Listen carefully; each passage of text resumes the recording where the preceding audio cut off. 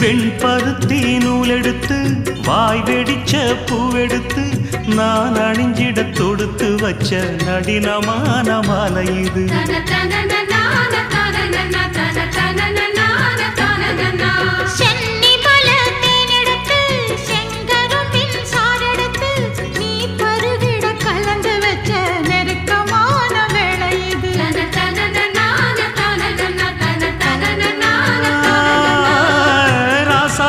உடம்பிருக்கும் ரவிக்க துணி நானாக அன்னாடம் சூடி கொள்ள ஆசை வச்சாகாதா.